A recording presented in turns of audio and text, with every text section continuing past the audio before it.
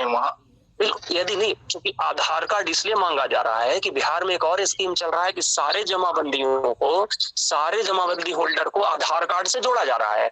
तो इसी में आधार कार्ड लेने का मतलब ये है। और आधार कार्ड जोड़ने वाला चीज और आपको बताऊं कि आधार कार्ड से जमीन को लिंक करने का जो सरकार का प्रस्ताव है, उसके पीछे सरकार की ये सोच है कि प्रायः अंचल कार्यालयों में ये शिकायत आती है कि हम सर यहाँ पर नहीं रहते थे, हम 5 साल नहीं आए, हमारा अमुक खाता उसके नाम पर कर दिया गया, अमुक प्लॉट उसके नाम से कर दिया गया।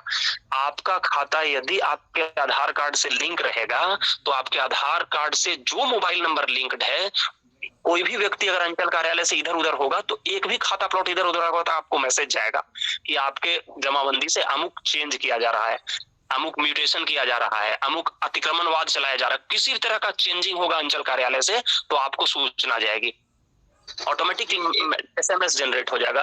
तो सरकार का ये भी प्रयास है कि उसमें आप आधार कार्ड दें, उसमें कहीं 1938 का एक खाता को लेकर के मैं थोड़ा सा क्लैरिफिकेशन चाहता हूं कि हमारे यहाँ जैसे 1938 का जो खेसरा खाता हमारे पास है और 1901 का नहीं है, और हम लोगों का जिला बेगूसराय था, बेगूसराय है लेकिन पहले मुंगेर था। तो कहीं कहीं ऐसा हुआ है कि वो पेपर उपलब्ध नहीं है, या कहीं लोगों ने कुछ उसमें थोड़ा सा उसको इंक गिरा दिया या उसको टेम्पर्ड किया है, जो भी कारण जो भी रहा, मैं उसमें नहीं जाता हूँ।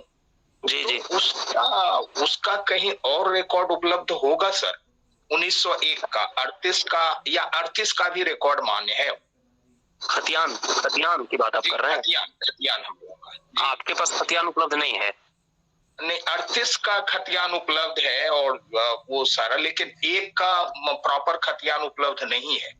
1901 तो अभी वर्तमान में आपके यहाँ कौन सा, जो बेगूसराय में जिस अंचल की आप बात कर रहे हैं वहां पर अभी जो भी रिकॉर्ड हो रहा है, सर्वे का जो काम, अंचल का जो कार्य चलता है, वो किस सर्वे के आधार पर चलता है? 1901 वाले से कि 1938 वाले से? सर हम लोग जो पैसा जमा करते हैं, टैक्स जमा करते हैं, वो 1938 के आधार पर टैक्स जमा करते हैं।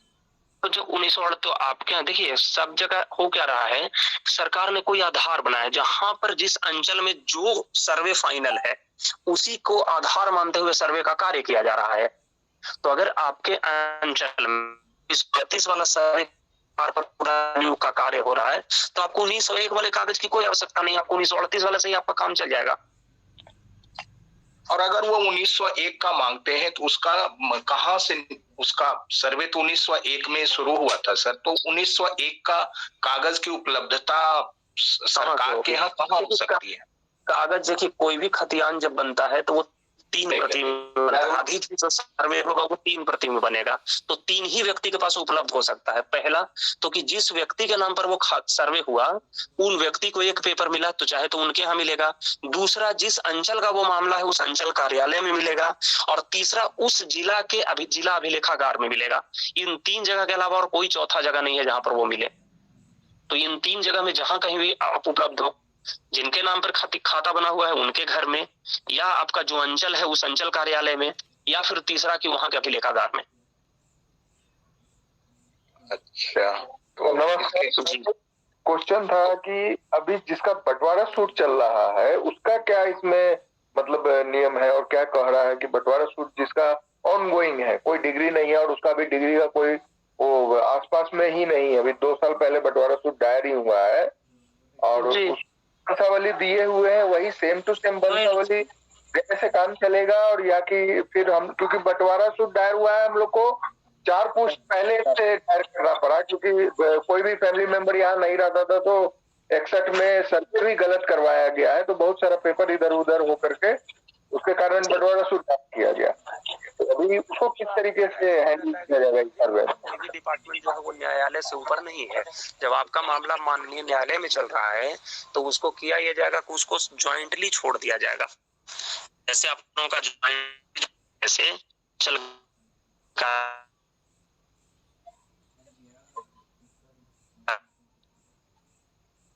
हेलो हेलो, आपका आवाज जी जी जी जी, लेकिन न्यायालय में ऐसे भी रहता है कि कोई भी, हम लोग अंचल कार्यालय में भी जब कोई, जैसे ही हमको ये सूचना मिलती है कि अमुक वाद में न्यायालयवाद चल रहा है, तो न्यायालयवाद के अगेंस्ट हम लोग कोई आदेश नहीं कर सकते। तो सर्वे डिपार्टमेंट भी आपके जमीन के बारे में किसी अलग व्यक्ति के नाम से आपका सर्वे नहीं करेगा। ज्वाइंटली जिनका रहेगा, आपके परिवार में जितने सदस्य नया आएंगे या रिकॉर्डेड होंगे अंचल कार्यालय में जिनके नाम से, वहीं पे करके उनको छोड़ दिया जाएगा। जो माननीय न्यायालय का आदेश होगा वही होगा। Thank you. हाँ सर, एक सर मेरा प्रश्न है सर। हेलो जी जी। प्रश्न ये है सर कि हम लोगों का 20-25 साल पहले जो है जी बंटवारा हुआ, तो मतलब खाता खतियान जो है पुराना ही है, लेकिन हम लोग अपना मौखिक रूप से बंटवारा कर दिए जी। तो अभी जो सर्वे होगा उसमें सर कैसे होगा? जो बंटवारा जब हो गया है तो अभी दिक्कत क्या है? सभी लोग अपने अपने पक्ष पे तो सब लोग हैं। हाँ, दाखिल खारिज नहीं हो पाया सर। दाखिल खारिज से इसको कोई लेना देना नहीं है। इस सर्वे को समझिए, इस सर्वे को दाखिल कुछ लेना देना नहीं है। आप सीधा सीधी आप समझिए, यदि आपके पिताजी के नाम से, दादाजी के नाम से, जिन किसी के भी नाम से है, अगर आप में आज सहमति है, आप चाहते हैं कि कोई एक लैंड जो है हमारा, उसका 4 भाई हमें चारों अलग अलग कराना भी चाहते हैं, तो आप सिंपली प्रपत्र 2-4 जगह डिक्लेरेशन देंगे, चारों अपनी सहमति देंगे, अलग हो जाएगा। दाखिल खारिज से इसको कोई देना देना नहीं है। वो नहीं है सर, जैसे पट्टी लगाया गया था, जिसे छोटा छोटा टुकड़ा था तो कई लोगों के नाम पर था, तो उसको सब लोग पट्टी लगा लिया था। जैसे मेरे नाम पर है, वो दूसरा लोग जोत रहा है, उनका नाम पर है, वो हम जोत रहे हैं, लेकिन वो दाखिल खारिज नहीं हुआ, उसका सर कैसे होगा? दाखिल आज के डेट में आप बताएं, आज डिक्लेरेशन जो देना है आपको, आज जो डिक्लेरेशन आप दे रहे हैं ना, वो डिक्लेरेशन में आज आपको ये क्लियर है ना कि कौन सी जमीन का मालिक कौन है? हाँ वो तो है। हाँ लेकिन तो बस उसी, लेकिन जमीन जो सर हम लोग जोत रहे हैं, तो हम लोगों के नाम पर है, वो मेरा परिधि में जोत रहे हैं, और उनके नाम पर हम जोत रहे हैं पट्टी लगा करके। हाँ ये प्रॉब्लम था। आज आप दोनों परिवारों में जो आप वाला वो जोत रहे हैं, वो आपके नाम पर जोत रहे हैं, तो आप दोनों में सहमति है कि नहीं? आज के डेट में आप दोनों चाहते हैं कि ये प्रॉब्लम दूर हो? नहीं, सहमति नहीं है। लोग अभी तो लोग फिर से चाह रहे हैं कि जो पुराना था पहले उसी पर चले जाए, तो सहमति नहीं है, इसलिए तो दाखिल खारिज सबके नाम पर नहीं हो पाया नोटिस। ये सहमति नहीं होगी तो यही होगा कि डिक्लेरेशन में तो फिर लास्ट भी देखिए, जब किसी भी भूमि में विवाद आएगा तो सबसे पहला चीज जो हमने अब शुरू में बताया था कि अभी तेरीज हो रहा है। तेरीज वो चीज प्रक्रिया है कि जिसमें लिखा जा रहा है कि कौन सी जमीन का मालिक कौन है। तो जब आप जो रिकॉर्ड ही जब नहीं रहेगा, तो आप मान लीजिए रिकॉर्ड देंगे कि प्लॉट ए का रिकॉर्ड मेरा है, और आप कब्जा दिखाएंगे कि प्लॉट बी का है, तो सर्वे अथॉरिटी तो उसको सर्वे नहीं कर पाएंगे, फिर वहां हायर अथॉरिटी के पास जाएंगे। इसलिए बता रहे हैं कि सर्वे में 80% जमीन का सर्वे होगा और 20% जमीन का संबंधित केस चलेगा। उसमें आप दोनों पक्ष को बुलाया जाएगा, सर्वे अथॉरिटीज, हायर अथॉरिटी जो उनके होंगे, सर्वे सेटलमेंट ऑफिसर या रेवेन्यू ऑफिसर लेवल पे, जमीन के वैल्यू के अनुसार होता है। तो आपको नोटिस करेंगे, आप दोनों पक्ष को बुलाएंगे और विधिवत सुनेंगे इस समस्या का। अगर आप दोनों वहां संधि करेंगे तो ठीक है, वरना जो पेपर जिनके आधार पर दिखेगा वो तात्कालिक स्थिति के आधार पर वहां के पदाधिकारी आदेश करेंगे। अच्छा, ये बस एक लास्ट ये जानना है सर कि सर्वे जो होगा वो पेपर के हिसाब से होगा, कब्जा के हिसाब से नहीं होगा? डेफिनेटली कब्जा का दोनों ही पेपर, देखिए कब्जा तो उसी को वैध माना जाता है ना कि सिर्फ कब्जा के सपोर्ट में यदि पेपर है आपके पास, वरना सिर्फ कब्जा के आधार पर अगर होगा तब तो एनआरकी फैल जाएगा। फिर बहुत दबंग लोग हैं जो आपकी जमीन, हमारी जमीन कब्जा कर लेंगे। कब्जा उसी को वैध माना जाता है जिस कब्जा के सपोर्ट में आपके पास पेपर हो। हाँ, लेकिन उसमें एक चीज है, जैसे जो पंचायत में जो बंटवारा करके पंचायत में कागज जमा किया गया था, उसको तो नहीं मानेगा सर? नहीं मानेगा, 100% मानेगा।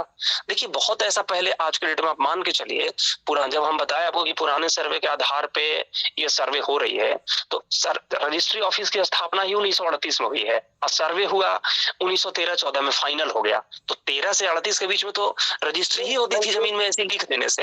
हाँ नहीं, लेकिन ये जो बंटवारा हुआ था 2005 में हुआ था सर। हाँ तो नहीं, देखिए जो जब एक स्टाम्प पेपर पर हुआ था, लेकिन उसका म्यूटेशन नहीं हो पाया सबके नाम।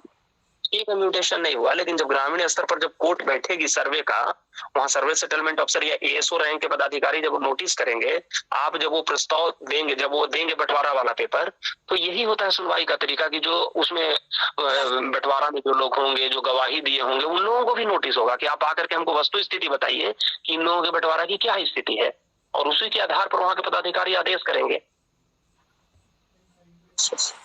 नमस्कार सर। जी नमस्कार। हाँ, मेरा क्वेश्चन है कि पिता के जीवित रहते पुत्र के नाम पर सर्वे होगा या नहीं? अगर पिता ओल्ड एज है, 80-90 साल का है, उनका आधार कार्ड असक्षम होने का नहीं बना, तो ऐसे कंडीशन में होगा। जी, तो इसका क्या प्रक्रिया? बिल्कुल होगा, विस्तार से।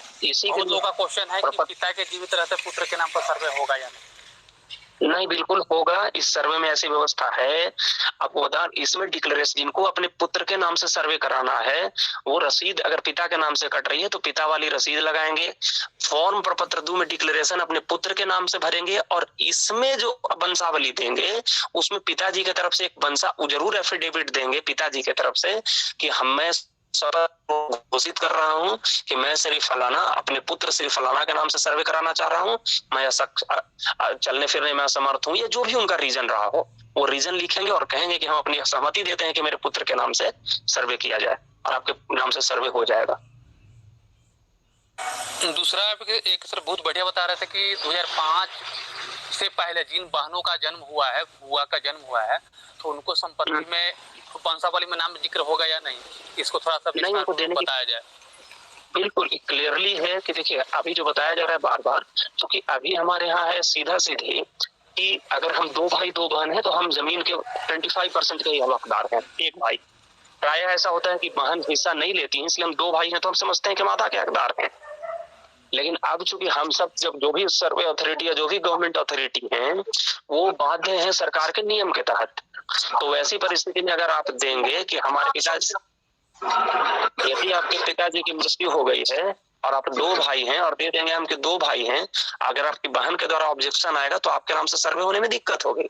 तो उसका तरीका ये होगा कि आप वंशावली में देंगे कि हम 2 भाई हैं 2 बहन हैं और बाकी अन्य 2 बहन जो है अनापत्ति आपको देंगे। लेकिन ध्यान ये रखना है कि ये यहीं तक देना है, ये नहीं कि आपके दादाजी के नाम पर है तो फुआ का भी नाम दे दी जिनका 70 साल उम्र है, क्योंकि ये एक्ट ही बना है 2005 के बाद कि बहन को हिस्सा मिलेगा। तो जिनका मतलब 2005 के जन्म हुआ, 2005 के बाद जन्म हुआ है वही इसमें संपत्ति में हिस्सेदार है। बिल्कुल, उसके बाद हिस्सेदार है। अगर कोई बहन जिनका जन्म 2005 के पहले हुआ है, अगर आपके जमीन में वो हक लेना चाहते हैं तो उनको लंबी कोर्ट की प्रक्रिया है। हमारे जैसा न्यायालय से या निचले स्तर के न्यायालय से उनको जमीन में हक नहीं मिलेगा, इसलिए हमारे यहाँ ये विषय विचारणीय है ही नहीं। अच्छा, हेलो, 2005 के बाद इसका जन्म हुआ है उसका है क्या? निवेदन चाहेंगे, माफी चाहेंगे, सभी से रिक्वेस्ट है अपने आप को म्यूट कर लें और अपने प्रश्नों को ना आप चैट बॉक्स में भी लिख सकते हैं अथवा आपके पास group in call chat box में आपके पास ग्रुप का लिंक है, व्हाट्सएप ग्रुप में भी आप अपने प्रश्नों को रख सकते हैं। गौरव रंजन जी हैं हमारे साथ, स्वागत है आपका, आप अपने प्रश्नों को रख सकते हैं। गौरव रंजन जी स्वागत है। तो सर नमस्कार। सर मेरा प्रश्न ये है कि सर मेरे दादाजी के नाम से, मतलब दादाजी के पिताजी के नाम से खतियान है और सर जो अन्य फरीक है पूरी जमीन को बेच चुके हैं, मतलब पूरी जो हिस्सा बचा हुआ है मूलतः है ना, वो सिर्फ मतलब मेरा ही हिस्सा बचा हुआ है, उस पर कहीं कोई ऑब्जेक्शन भी नहीं है, पूरा दखल कब्जा, लेकिन उसका रसीद सर नहीं कट पा रहा है, तो उसमें कोई दिक्कत नहीं ना होगी? इनका कौन सा पेपर है? खतियान है? जी सर, खतियानी जमीन है सर। तो खतियान उपलब्ध है आपके पास?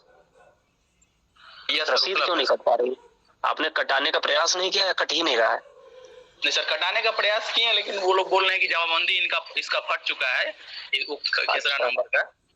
तो पुरानी रसीद मिली है 10 साल 20 साल 25 साल पुरानी? एक सर रसीद है, लेकिन वो हाथ से जो लिखा हुआ जो पहले करता था वो रसीद था, लेकिन वो मिल नहीं पा रहा। चलिए देखिए, ऐसे बताएं, आपको सर्वे में रसीद की कोई आवश्यकता नहीं है, लेकिन रसीद की आवश्यकता इसलिए देना उसमें बाध्य किया गया है या फिर लोगों से रिक्वेस्ट किया जा रहा है कि आप अपनी रसीद दीजिए, कि जैसा कि आप बता रहे हैं कि हमारा वो दादाजी के नाम पे जमीन है, यदि आपके दादाजी के वैसे वंशज जो अपना पूरा हिस्सा बेच चुके हैं, अगर अंचल कार्यालय वो भी अपना नाम रिप्रेजेंटेशन डाल देते हैं सर्वे में कि इसमें मेरा भी शेयर बचा हुआ है, तो उस वक्त ये रसीद काम करेगा कि उससे जमाबंदी अंचल में खोजा जाता है और देखा जाता है कि इनके द्वारा कितने जमीन की बिक्री की गई है। तो यदि मिल जाए तो ठीक है, वरना आपको, अगर आपके दादाजी ऑब्जेक्शन नहीं करते हैं या दादाजी के अन्य वंशज या जिनके द्वारा बेचा गया है जमीन वो ऑब्जेक्शन नहीं करते हैं, तब तो आपको प्रॉब्लम नहीं होगा। लेकिन यदि उनमें से कोई भी एक फरीक अगर ऑब्जेक्शन करते हैं, वो ऐसी परिस्थिति में यदि रसीद नहीं है तो फिर वो केवाला निकालना पड़ेगा, आपको प्रूफ करना पड़ेगा कि हाँ ये अपनी हिस्सा बेच चुके हैं। सर उसमें एक्चुअली मैंने क्या किया है कि जो लोग जमीन बेच चुके हैं उन सब का केवाला का नकल उपलब्ध ले लिए हैं। फिर आपको रसीद, बस तब तो बहुत अच्छा आपने किया है। तब आपको, आपके पास एकदम बिल्कुल फुल प्रूफ है, आप उसी को लगाएंगे फिर कि सर आप जब अभी नहीं डिक्लेरेशन आप देंगे, और यदि भविष्य में वो अपना रिप्रेजेंटेशन दे चुके हैं और गवर्नमेंट हो कब्जा चेक आपका मिलेगा, इसलिए आपको परेशानी नहीं होगी।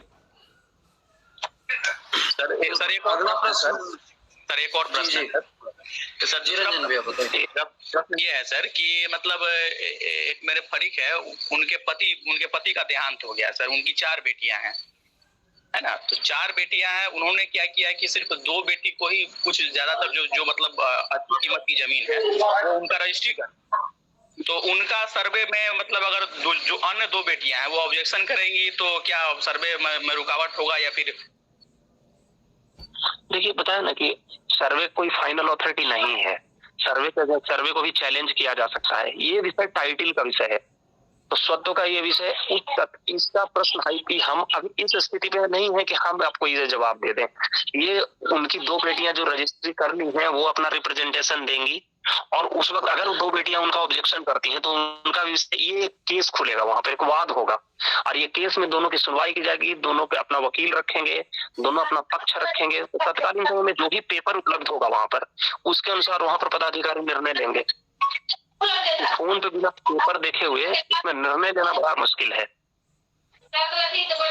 धन्यवाद सर। हेलो सर, मेरा प्रश्न है सर। कौन, अपना नाम परिचय दे दें।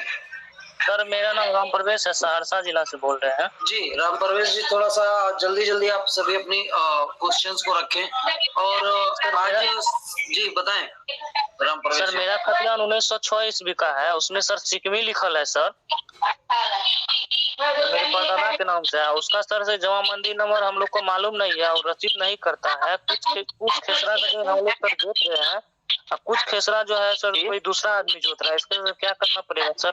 आप म्यूट कर लें।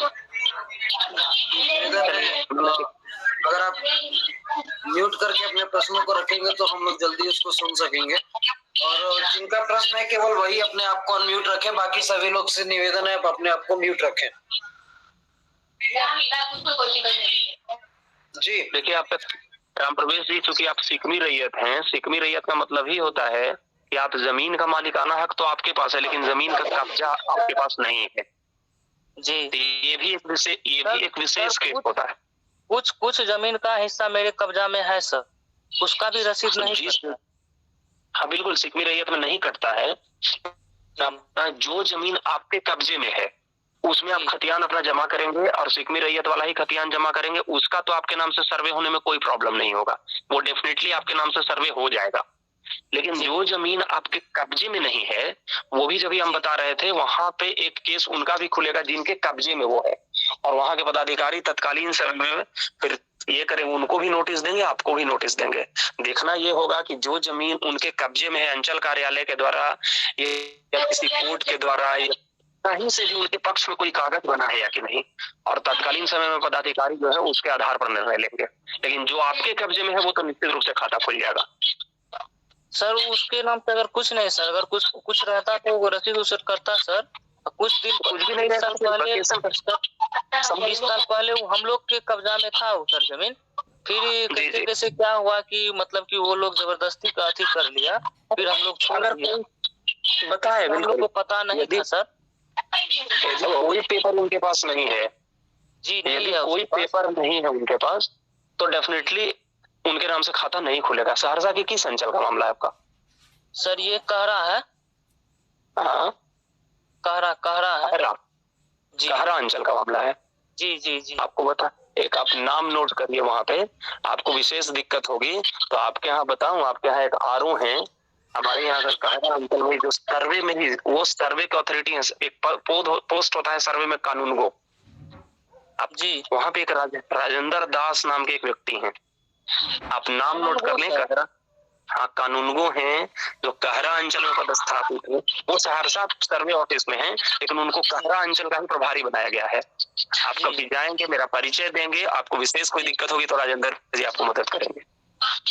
इसका नंबर क्या जी इसका नंबर सर मिल सकता है? तो अभी तो हम जुड़े हुए हैं इसलिए अभी तो उपलब्ध नहीं है, लेकिन आपको मैं बताऊं राजेंद्र दास है आप मेरे जी। नाम आप नोट कर लें और नाम ठीक और म्यूट कर ले। नंबर किसी से प्लीज निवेदन है सभी से कि नंबर की डिमांड कोई भी ना करे। It's humble request to everyone. और आगे हमारे पास इन कॉल चैट में कुछ प्रश्न है, इन कॉल चैट में प्रश्नों को हम ले लेते हैं साथ के साथ।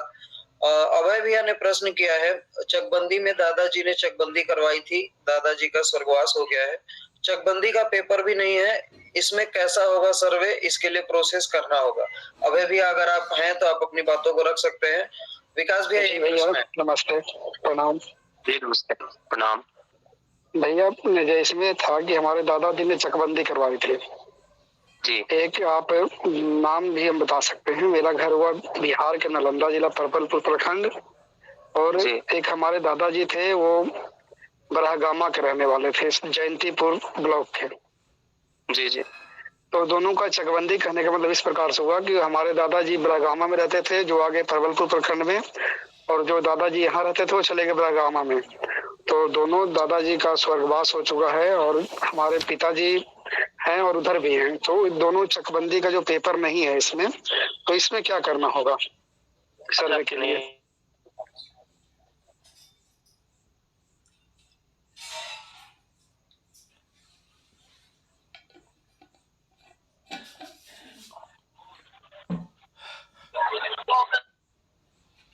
अभय जी आपकी आवाज बिल्कुल नहीं आई, कुछ प्रश्न नहीं सुन पाया आपका।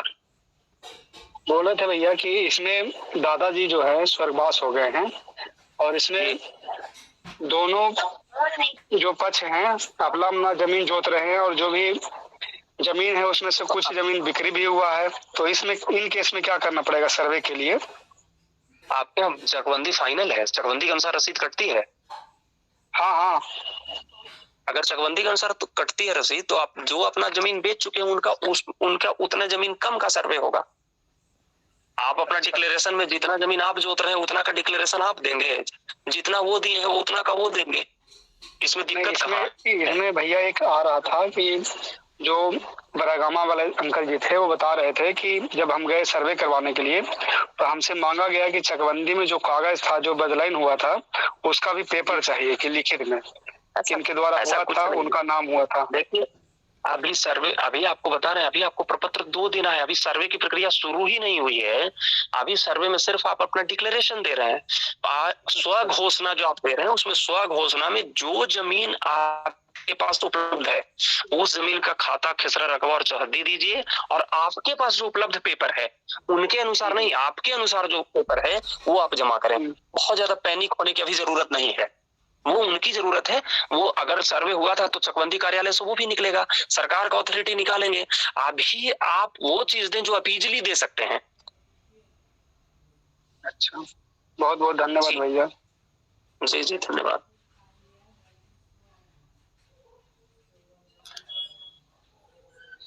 हेलो, मैं जाऊँ अपने अगले प्रश्न को लेकर, अगर इजाजत हो तो?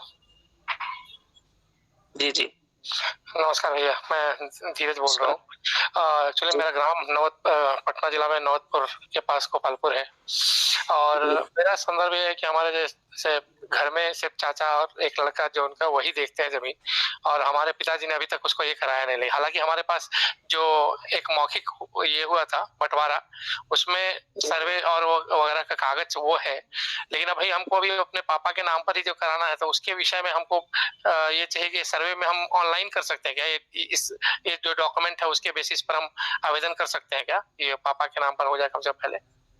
ये कंफर्म है आपकी जो आपके पास डॉक्यूमेंट है वो जमीन उसी के अनुसार जमीन आपके कब्जे में है? ये कंफर्म है? हाँ हाँ हाँ हाँ, तो डेफिनेटली अगर आप कंफर्म हैं तो एकदम ऑनलाइन आप करें, प्रपत्र 2 उसी के अनुसार भरें।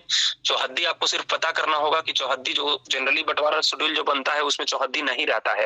यदि आपके बंटवारा शेड्यूल चौहद्दी भी चारों तरफ का है जी जी, तो डेफिनेटली आप भर सकते हैं, और सपोर्टिंग डॉक्यूमेंट में आप उस बंटवारा शेड्यूल को भी लगा सकते हैं। अच्छा जी जी, वही धन्यवाद। जी जी जी, धन्यवाद।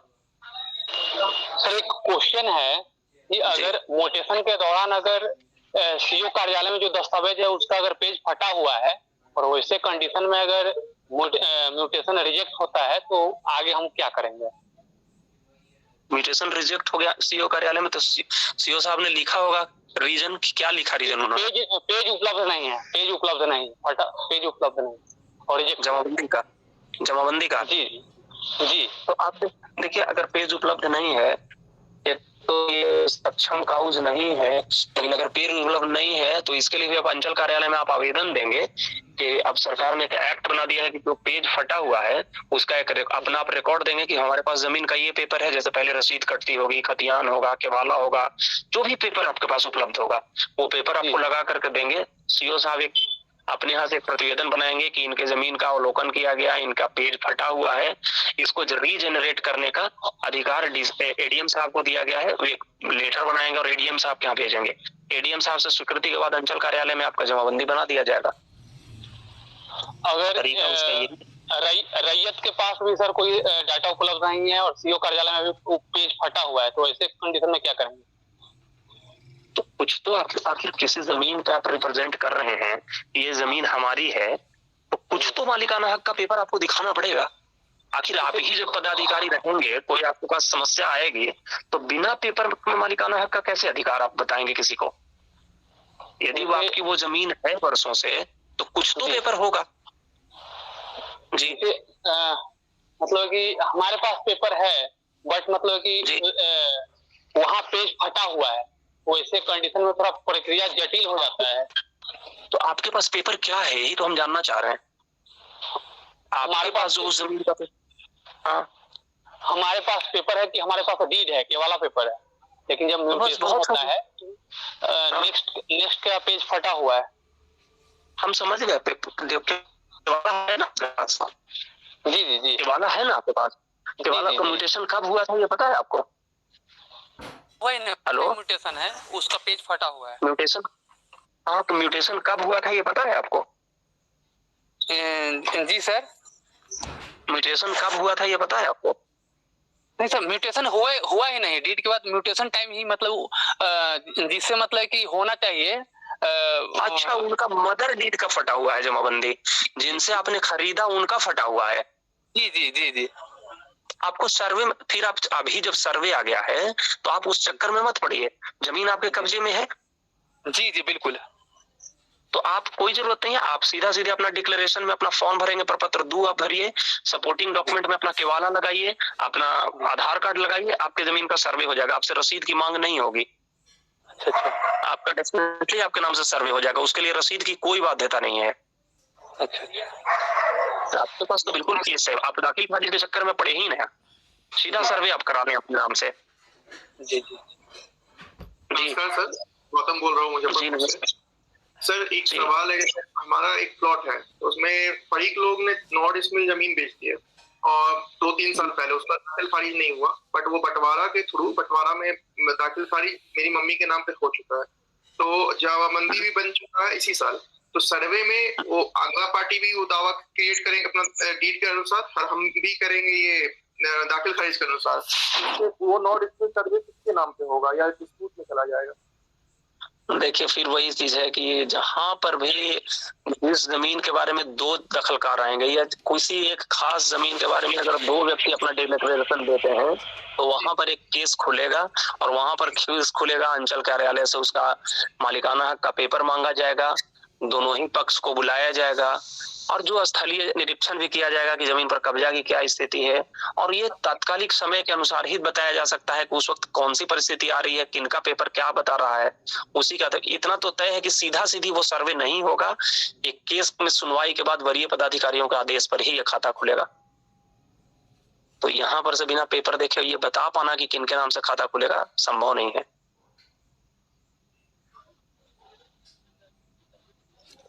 सर जी एक सवाल है सर, जिनके पिताजी 75 साल के हो गए हैं, वो पूरा जमीन खरीदानी और खरीदी जमीन अपने नाम पे करना चाहते हैं, तो उसके लिए क्या करना पड़ेगा सर?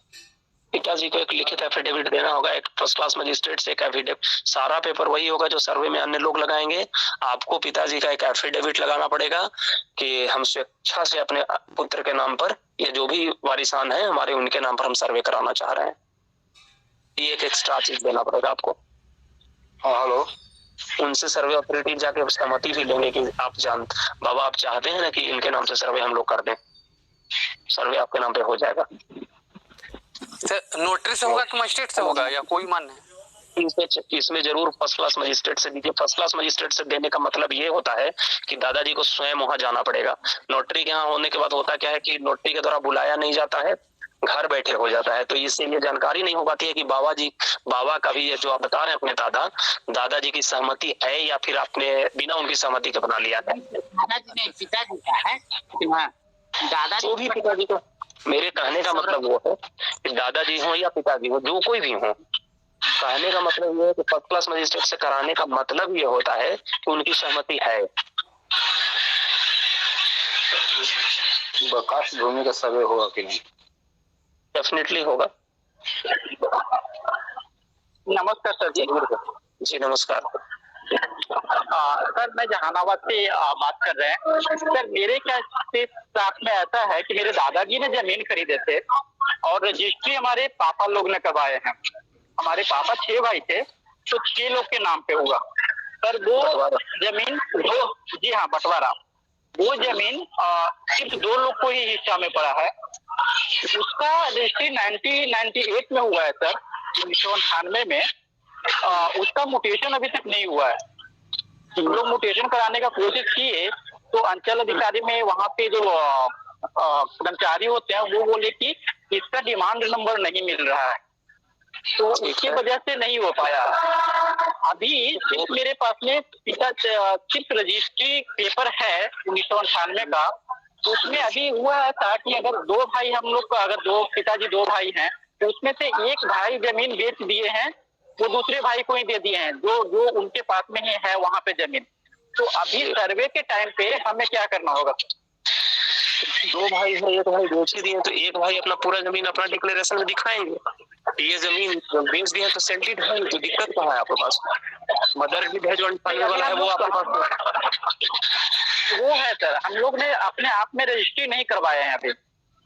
बिल्कुल रजिस्ट्री कराने की जरूरत भी नहीं है, वो सहमति दे देंगे। आप जो प्रपत्र को अपने नाम से भरेंगे, उसमें आपके जो चाचा जी है जो एक अन्य पक्ष का है जो आपको जमीन देना चाह रहे हैं, वो सहमति दे देंगे कि इनके नाम से सर्वे कर दिया जाए। रजिस्ट्री कराने की जरूरत नहीं होगा? नहीं बिल्कुल नहीं। अगर आप एक परिवार में है तो रजिस्ट्री कराने की जरूरत नहीं है, एक व्यक्ति के नाम पे सर्वे हो जाएगा। ओके सर जी, बहुत बहुत धन्यवाद सर जी। ठीक, धन्यवाद। हेलो नमस्ते सर। हेलो नमस्ते सर। जी अनिल जी। हेलो नमस्ते सर। ओके, आप अपने सवालों को रखें अनिल जी। राजेश जी निवेदन है, आप अपना म्यूट कर ले। जी जी सर नमस्ते। हेलो राजेश जी निवेदन है, आप अपने आप को म्यूट कर लें। अनिल जी अपनी बातों को रखें, अपने प्रश्नों को रखें। नमस्कार, बताएं। जी सर, मैं कहना चाहता हूँ सर कि सर्वे जो होगा अभी वो नया खतियान के हिसाब से होगा या फिर पुराना खतियान के हिसाब से होगा सर? लगता है आप वाले हैं वहाँ पे कौन सा सर्वे फाइनल है? सर अभी मैं घनश्यामपुर ब्लॉक से बोल रहा हूँ। आपके ब्लॉक के बारे में हमको जानकारी नहीं है, पर आपको मैं बताऊं, आपके अंचल में आपको ये पता कर लीजिए अपने अंचल से कि आपके अंचल में कौन सा सर्वे जो है सो प्रभावित है। जो सर्वे प्रभावी है उसी को आधार मानते हुए किया जाएगा। आपके यहाँ लगान रसीद वगैरह अंचल में कट रहा होगा जिस सर्वे के अनुसार। जी। तो सर जैसे अभी मेरे दादाजी के नाम से जो जमीन है, वो दूसरा क्वेश्चन है सर, और वो दादाजी अभी डेथ कर गए हैं, अभी पापा के नाम पे करना है, उसके लिए सर क्या करना पड़ेगा मुझे? प्रपत्र 2 भरिए और दादाजी के नाम से एक वंशावली बना लीजिए।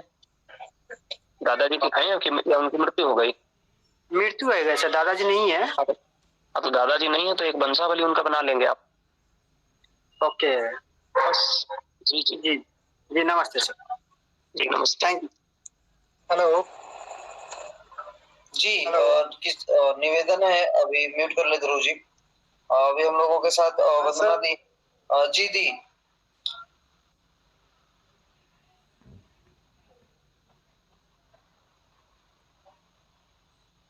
हेलो सर, आवाज आ रही है मेरी? ईश्वरी दी, कोई प्रश्न है आपका? हाँ सर, जी ऋतुरंजन भैया, बहुत पहले से दादा जी भैया निवेदन है, सभी बाकी बहुत लोग जुड़े हुए हैं, धैर्य के साथ अगर आप अपनी बातों को रखेंगे तो हम सभी एक दूसरे के प्रश्नों को समझ सकेंगे, और हो सकता है कि एक दूसरे का प्रश्न ही हम लोगों के साथ जुड़ा हुआ हो, एक दूसरे से मिलता जुलता प्रश्न हो। ऋतुरंजन जी हम लोगों के साथ जुड़े हैं, स्वागत है भैया, आप अपनी प्रश्न को जल्दी से रखें। ऋतुरंजन भैया बोल रहे हैं, मेरे पिताजी 4 भाई है, जिसमें से 2 आदमी के नाम से जमीन है और उसका दस्तावेज मेरे पास नहीं है, तो उसको कौन सा पत्र घर को देंगे? 2 लोगों के नाम पर है और 2 लोगों के नाम से कुछ नहीं है। हेलो, उनके छोटे भाई को 2 आदमी है उनका पड़ा है। हाँ तो जमीन बड़े भाई के नाम पर है। हाँ, बड़े भाई के नाम पे जमीन जोत रहे हैं चारों भाई। चारों भाई जोत रहे हैं अपना। तो बस कुछ नहीं, एक सिंपली आप जो प्रपत्र 2 सभी लोग भर रहे हैं स्व घोषणा पत्र, वो अभी आप अपने नाम से भरेंगे और एक वंशावली बना देंगे जिसमें आप दिखाएंगे कि मैं हम अपने पिताजी के 4 भाई हैं, बस। तो पेपर नहीं मिल पा रहा है तो कुछ तो पेपर देना पड़ेगा कि ऐसे ही हो जाएगा? आपके भाई जो, देखिए यही समझना है, आपके भाई जो आपके चाचा जी हैं उनको भी अपना पेपर देने की जरूरत है। तो जो आपके चाचा 4 भाई हैं आपके पिताजी, तो कोई एक भाई जो देंगे वो 4 पेपर चारों भाई के लिए काम करेगा, तो ये खाता प्लॉट तो सबका सेम रहेगा। तो अगर नहीं है तो खतियान आप निकाल लीजिए, खानदानी जमीन है आपकी या खरीदी हुई है? खरीदी हुई प्रॉपर्टी है। खरीदी हुई प्रॉपर्टी है तो आपको रजिस्ट्री ऑफिस से अगर आप चाहते हैं तो अपना केवाला आप निकाल सकते हैं, नकल मिल जाएगा आपको। ठीक हो तो। और मेरे माँ के नाम से जो जमीन है और वो एक्सपायर कर गई है, तो उसका किनके नाम से सर्वे कराना पड़ेगा? तो जीवित आप बच्चे हैं उनके नाम से, ये जान लीजिए सर्वे हमेशा जीवित व्यक्ति के नाम से होगा। उसमें 2 बहन है और 2 भाई है, तो चारों का देना पड़ेगा वंशावली में, स्व घोषणा में। बिल्कुल, वंशावली में चारों का नाम देना पड़ेगा। यदि बहन को हिस्सा नहीं देना है तो आपकी बहन दोनों एफिडेविट दे देंगी कि हम उसको जमीन नहीं लेना है, भैया के नाम से कर दिया जाए, आप दोनों के नाम से खाता खुल जाएगा। बिल्कुल। और अभी हम लोगों के साथ तब तक नहीं होगा, चारों पे चलेगा खतियान। हाँ जी जी ठीक। सर मेरा क्वेश्चन है कि अगर मैं वैशाली जिला से हूँ, हमारे यहाँ जो नया सर्वे है 1960 से लेकर के 63 के बीच का फाइनल सर्वे है, तो अगर नया सर्वे में ही अगर गलत है तो फिर अभी जो करंट सर्वे होगा तो उसमें क्या आएगा? नया सर्वे में क्या गलती है? गलती है कि जमीन मतलब कि किसी और के नाम पे है और किसी और के नाम पर गलती से सर्वे हो गया, तो फिर जो नया सर्वे होगा तो उसमें जो गलत आदमी है उसी के नाम पर सर्वे फाइनल होगा या फिर मूल मालिक को मिलेगा? नहीं, देखिए आपका जो प्रश्न थोड़ा सा जटिल है। यदि आपको पता है कि जब 60 से 63 के बीच में हुआ और वो गलत सर्वे हुआ, इसका मतलब ये है कि 63 से 2024 37 और 24 लगभग 61-62 साल आप चुप रह गए। तो ये प्रश्न जो है टॉलरेबल नहीं है, कोई भी सरकारी अथॉरिटी इस चीज को नहीं मानेगा कि आप, जब आपको पता है कि आपके साथ गलत हुआ तो आपको कोर्ट जाना चाहिए था, लेकिन फिर भी यदि आप कोर्ट नहीं गए हैं तो ये आप कर सकते हैं, क्योंकि नया सर्वे जिस आधार जब होगा उनके नाम से है तो खतियान तो निश्चित रूप से उनके नाम बनेगा, लेकिन पुराने पेपर के आधार पर आप अपना पक्ष जरूर रखेंगे सर्वे में, वहाँ एक केस खुलेगा और एक केस के आधार पर आपकी सुनवाई हो सकती है वहाँ पे। बिल्कुल। और आगे हम लोगों के साथ वंदना शर्मा जी जुड़े हुए हैं। जी सर नमस्कार, संजय कुमार बोल रहा हूँ सर, मैं जहानाबाद का रहने वाला हूँ। जी जी नमस्ते सर। मेरा प्रश्न है कि मेरे पिताजी 4 भाई थे, तो 2 भाई के सर कोई संतान नहीं था, जी, और चारों मर गए हैं, और उनके नाम से जमीन है, जो उनका कोई संतान नहीं था उन दोनों के नाम से जी, उनको हम लोगों को लेने के लिए क्या करना पड़ेगा, हम लोगों के नाम से सर्वे करवाने के लिए? आपके जो निसंतान थे वो आपके चाचा जी थे। हाँ, वो हमारे चाचा जी थे।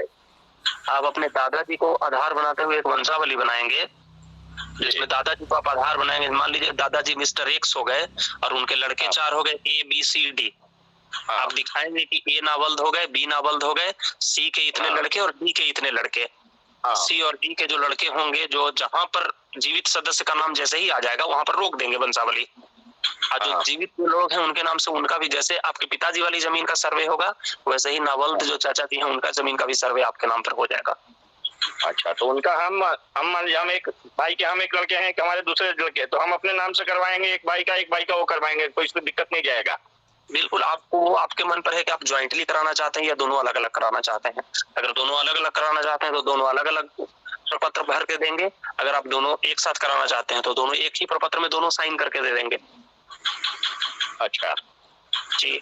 और मान लीजिए हम 3 भाई हैं और वो 2 भाई हैं जो हमारे चचेरे भाई हैं, तो ये पांचों का करने के लिए करना पड़ेगा या हम लोग 2 आदमी ही दोनों बड़े भाई करेंगे? ये आपको बताया ना कि ये सर्वे में आपको स्वेच्छा है, आप जो चाहेंगे।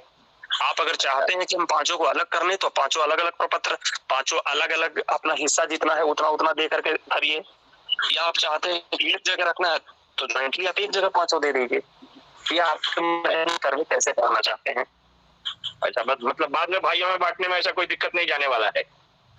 नहीं, आप अगर आप अभी सर्वे कराएंगे तो ज्वाइंटली आपका खाता खुल जाएगा। अभी अगर अलग करा लेंगे तो पांचों भाइयों के नाम पर अलग अलग खाता बन जाएगा।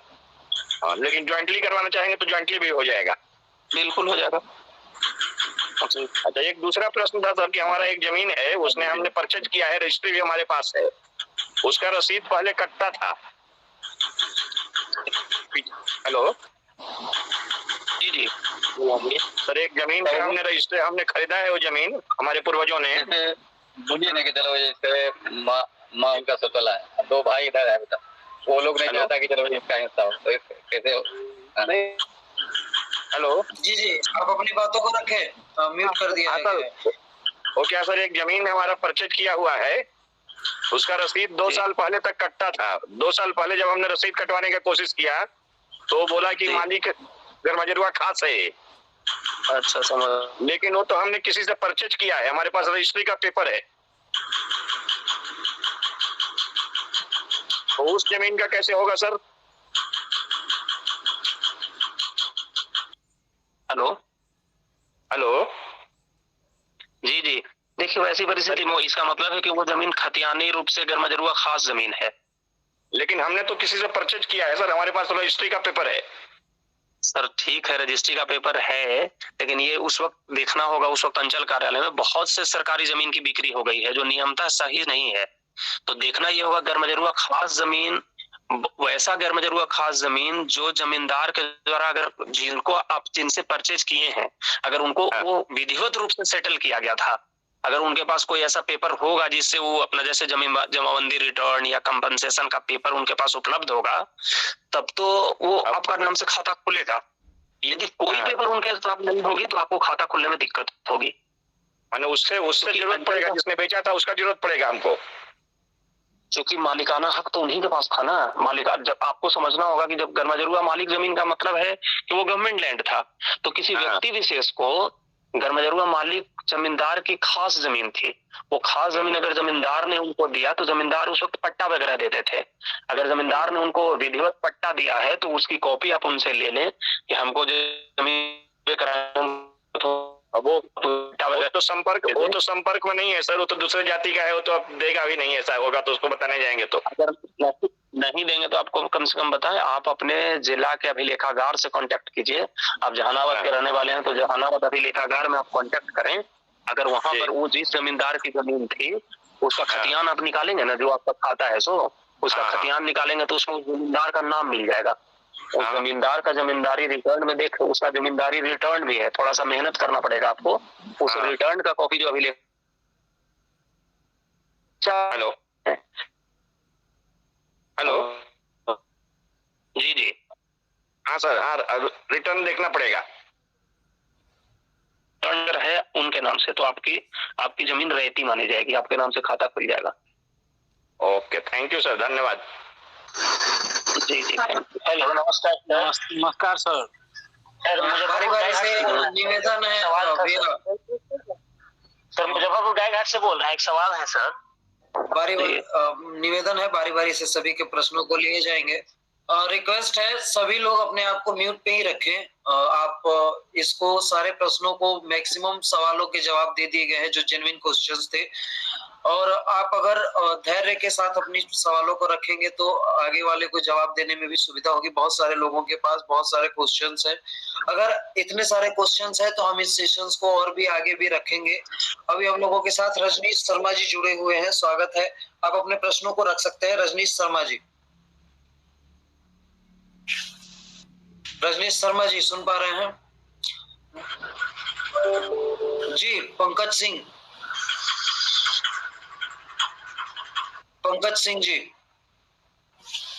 बजरंगी राय थे, अनम्यूट उनको करने दो। नमस्कार सर।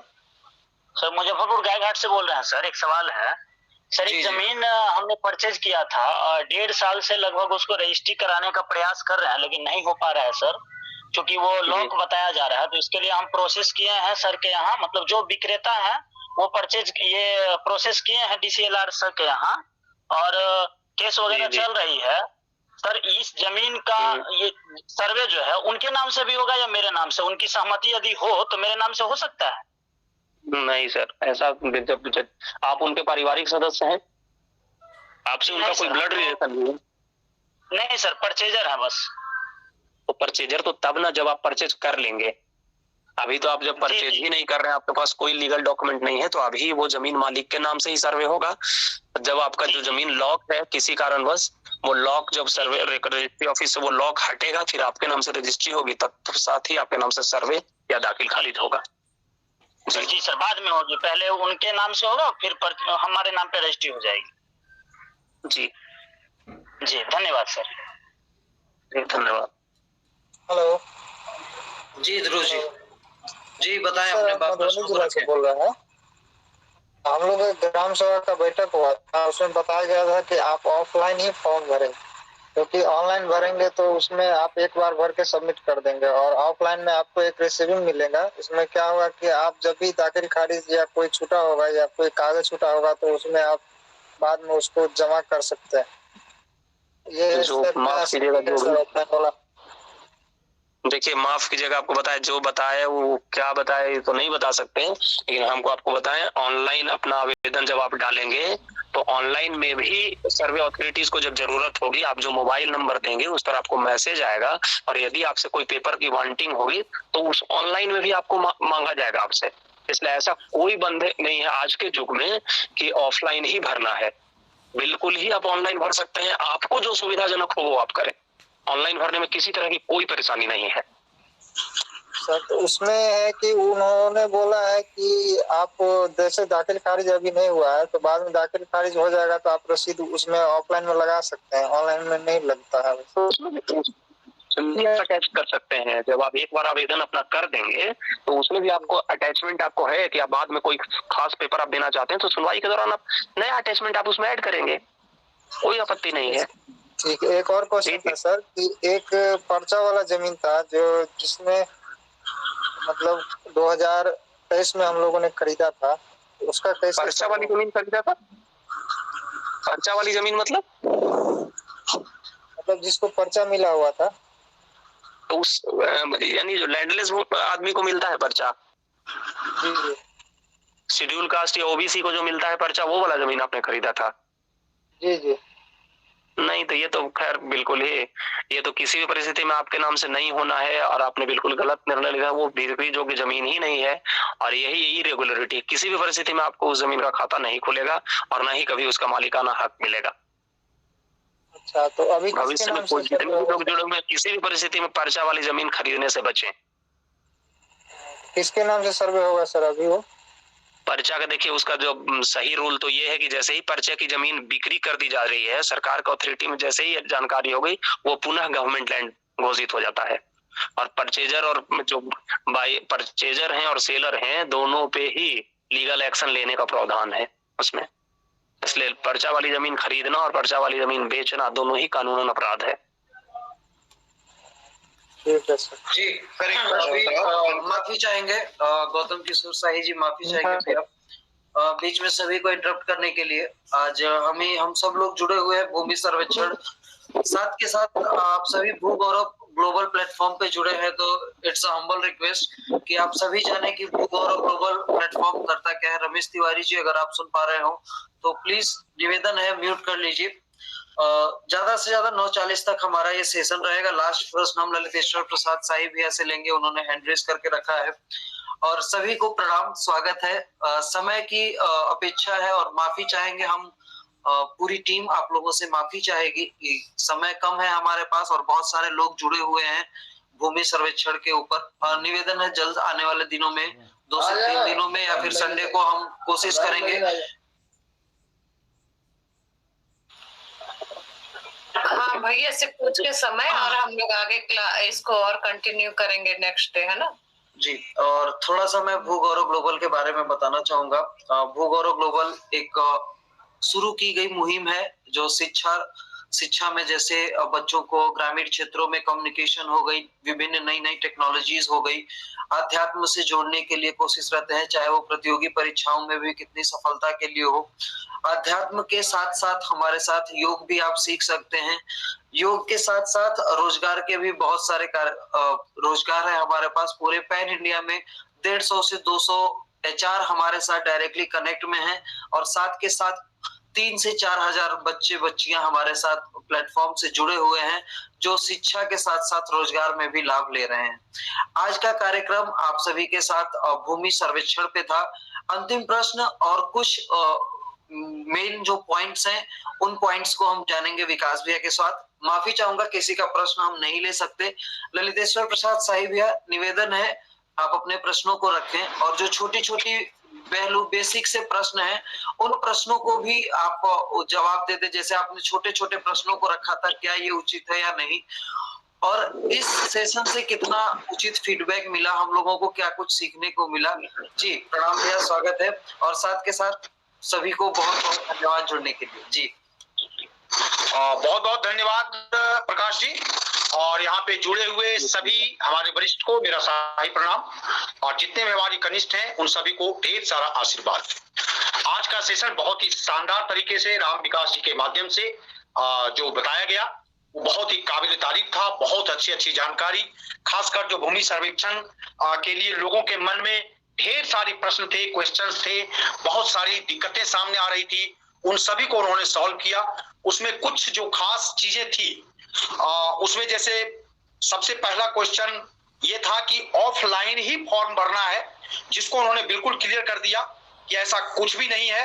आप ऑफलाइन भरना चाहें तो ऑफलाइन भरें, वैसे बेहतर होगा कि आप ऑनलाइन भरें, क्योंकि जब हम ऑफलाइन भी फॉर्म जमा करेंगे तो वो आज नहीं तो कल नहीं तो परसों कंप्यूटर के माध्यम से ऑनलाइन ही होना है। तो क्यों नहीं, अगर हमारे अंदर सामर्थ्य है, अगर हमारे सामने कोई जानकार व्यक्ति है तो हम ऑनलाइन ही भरें।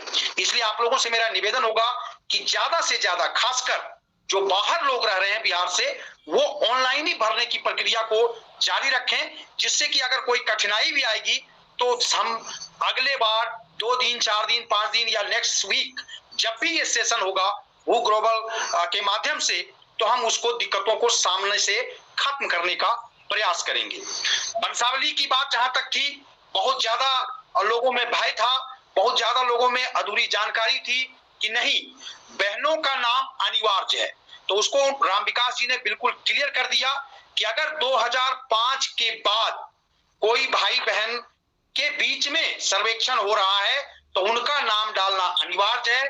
अगर 2005 से पहले के जिनका जन्म है उनका बहनों का नाम डालना कोई अनिवार्य नहीं है। ये भी बिल्कुल क्लियर हो गया।